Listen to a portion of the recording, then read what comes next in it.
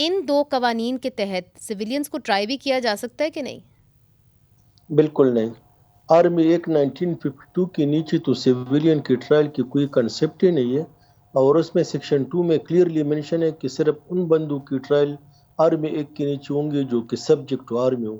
और उसकी बाकायदा डिफिनीशन है कि हाजिर सर्विस आर्मी वाले या रिटायर आर्मी वाले या वो लोग या वो पार्टी या वो डिपार्टमेंट जो कि किसी कंट्रैक्ट के नीचे आर्मी के साथ कनेक्टेड हो। सिर्फ 2015 में आर्मी पब्लिक स्कूल के साने के बाद 2 साल के लिए और फिर 2 साल के लिए मजीद एक्सटेंशन दी गई, लेकिन वो भी वैसी अमेंडमेंट के जरिए नहीं, सिंपल अमेंडमेंट के जरिए नहीं, बल्कि कॉन्स्टिट्यूशन अमेंडमेंट की गई, 21st अमेंडमेंट आ गई। और जिसके आर्मी तहत एक्ट में मिलिट्री कोर्ट्स सेक्शन भी 2 फाल में हुए। जी मिलिट्री कोर्ट्स आ गए, लेकिन उसमें सब्जेक्ट टू आर्मी में सिर्फ एक कंडीशन दी गई कि ऐसे लोग जो कि नॉन टेररिस्ट हो, जी उनकी बाकायदा बैंड ऑर्गेनाइजेशन के साथ वो रजिस्टर मेंबर हो और वो इस तरह के टेररिस्ट के वाकयात में मुलविस हो, तो 4 साल के लिए सिर्फ मिलिट्री कोर्ट्स बनी। और उनमें ठीक। सैकड़ों लोगों की जो कि ऑलरेडी 2009 से कैद जी थे।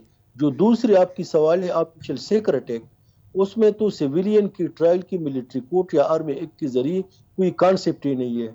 ऑफिशियल सीक्रेट एक्ट के नीचे सिर्फ उन लोगों की मिलिट्री कोर्ट के जरिए ट्रायल हो सकती है जो कि इस केस में ऐसे लोग मुलविस हो जो कि सब्जेक्ट टू आर्मी हो या हाजिर सर्विस आर्मी वाले हो या रिटायर्ड तो हो आम या उनके शहरियों को साथ। आप ट्राई नहीं कर सकते इन दोनों एक्ट्स के जरिए?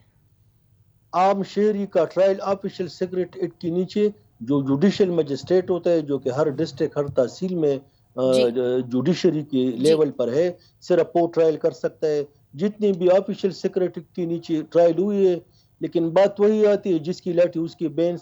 अगर एक बंदा उसकी ताकत हो और गैर कानूनी काम भी करे, उनसे कोई पूछने वाला भी ना हो, और ठीक अगर हमारी जुडिशरी भी इंडिपेंडेंस ना हो, तो फिर ये मसले आ सकते हैं। लेकिन अगर ठीक। ये ट्रायल हो तो ये गैर कानूनी होंगे, गैर आईनी होंगे। बहुत बहुत शुक्रिया गिज्ञानी साहब, आपने हमें ज्वाइन किया। यही सवाल मैं कर्नल इनाम साहब की जानिब लेके आती हूँ। सर, ये कह रहे हैं कि ये ट्रायल्स अगर होंगे तो ये गैर कानूनी होंगे, गैर आइनी होंगे, मगर पाकिस्तान तहरीक इंसाफ की ही हुकूमत में आपने भी कुछ डेटा शेयर किया है। उसके अंदर आपके डेटा के मुताबिक 20 से ज़ायद लोगों को इन्हीं एक्ट्स के ज़रिए सिविलियंस को, शहरियों को ट्राई किया गया था। वो फिर कैसे हुआ? दरअसल ज्ञानी साहब की ये बात तो दुरुस्त है कि ओरिजिनल आर्मी एक्ट के अंदर कोई प्रोविजन नहीं है ट्रायल ऑफ सिविलियंस का, और सीक्रेट एक्ट में भी यही है कि सीक्रेट एक्ट के तहत जो मुल्जमान है वो जुडिशियल मजिस्ट्रेट उनको ट्रायल करता है। लेकिन बाद में 1966 में 65 की जंग के बाद आर्मी एक्ट में एक अमेंडमेंट कर दी गई जो शायद इनकी नॉलेज में नहीं है। वो अमेंडमेंट इसलिए करनी पड़ी कि जब 65 की जंग जनरल अयूब खान वो ताशकंद की मेज पे हार के वापस आ गए तो उनके खिलाफ एक तहरीक चल खड़ी हुई। उस तहरीक में उनको ये अंदेशा हुआ कि कहीं फौज में मेरे खिलाफ बगावत ना हो जाए, क्योंकि आर्मी में बड़ा अनरेस्ट था।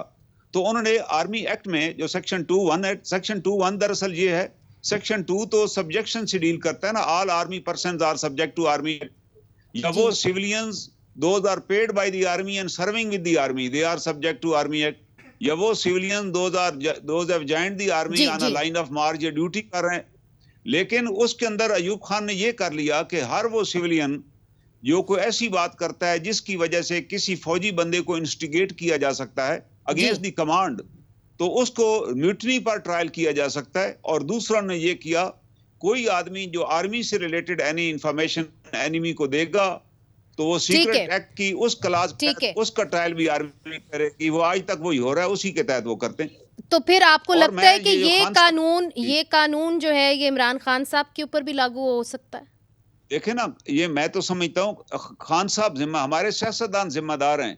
हमारे सियासतदान जब उनको जरूरत पड़ती है और वो आर्मी एक्ट एक्टिवेट हो जाता है तो ये बड़ी सपोर्ट करते हैं, और जब खुद फंस जाते हैं तो फिर शोर मचाते हैं।